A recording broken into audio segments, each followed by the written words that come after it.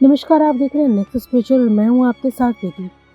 महाभारत के महायुद्ध में न सिर्फ वर्तमान भारत के राजा महाराजाओं ने भाग लिया था, बल्कि दूसरे देशों के राजाओं ने भी भाग लिया था।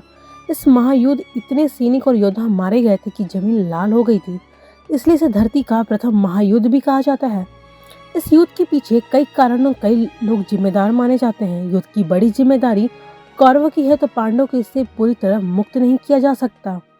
पांडव भी इस युद्ध के लिए कुछ हद तक जिम्मेदार थे, यहाँ तक कि पांडव की पत्नी द्रौपदी भी इस युद्ध के लिए जिम्मेदार थी। आइए हम जानते हैं उन 5 बातों का जहाँ पे द्रौपदी, जिसकी वजह से ये महाभारत का महायुद्ध हुआ।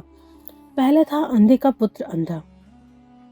द्रौपदी की पहली बात जिसने महाभारत युद्ध की और योद्धाओं को मोड़ दिया, वो है दुर्योधन के लिए कहा गया एक वाक्य, जब उन्होंने कहा था कि वो अंधे का पुत्र अंधा होता है। घटना उस समय जब पांडव ने इंद्रप्रस्थ में युधिष्ठिर के राज्याभिषेक में कौरवों को इंद्रप्रस्थ में आमंत्रण दिया। एक दिन दुर्योधन मायावी महल में पानी में गिर गया, जिसे देख द्रौपदी ने हंसने लगी और व्यंग्य पूर्वक अंधे का पुत्र अंधा कह दिया।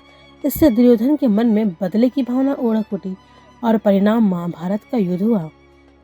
इंद्रप्रस्थ में अपमान के बाद दुर्योधन ने जुआ खेलने के लिए युधिष्ठिर को हस्तिनापुर में आमंत्रित किया।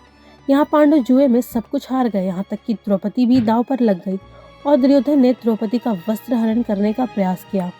उस समय द्रौपदी ने कहा कि अब से मेरे बाल तब तक खुले रहेंगे जब तक मैं इनमें दुशासन की छाती की लहू नहीं मलूंगी। द्रौपदी की इस प्रतिज्ञा को पूरी करने की कसम भीम ने उठाई।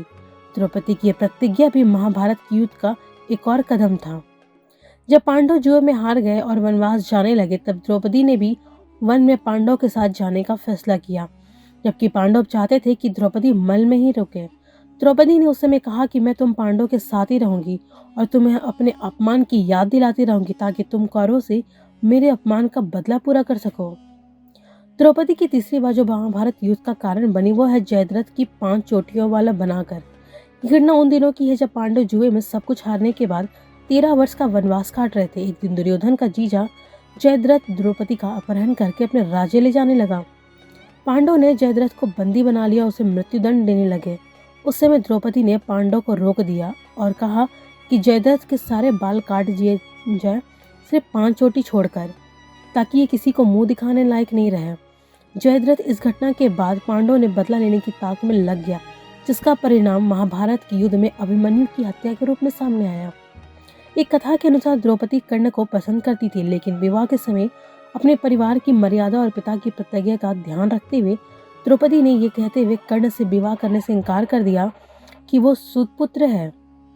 कर्ण ने द्रौपदी के अपमान का बदला लेने के लिए जुए में जब पांडव द्रौपदी को हार गए थे, ये भी कहा कि वो स्त्री जो 5 पुरुषों के साथ रहती है, उसका मान किया और अपमान किया। द्रौपदी ने कर्ण के इन शब्दों का बदला लेने के लिए अर्जुन को उकसाया और अंत में महाभारत के युद्ध में कर्ण को मारकर अर्जुन ने द्रौपदी का बदला पूरा किया।